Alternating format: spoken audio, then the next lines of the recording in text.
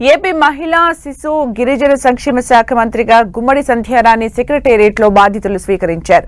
ప్రత్యేక పూజల అనంతరం బాధ్యతలు చేపట్టారు. ఈ సందర్భంగా మంత్రికి ఆయా శాఖల అధికారులు అభినందనలు తెలిపారు.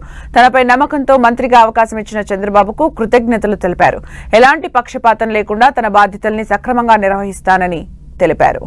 గుమ్మడి సంధ్యారాణి బాధ్యతల స్వీకారం సందర్భంగా ఆసక్తికర సన్నివేశం చోటు చేసుకుంది.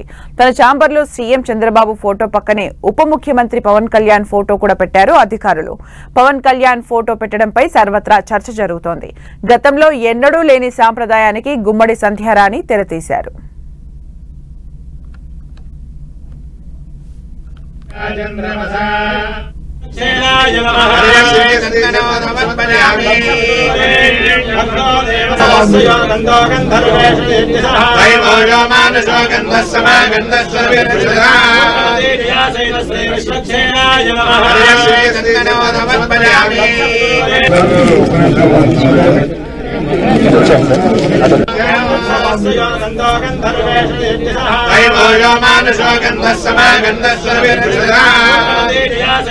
Vislakshena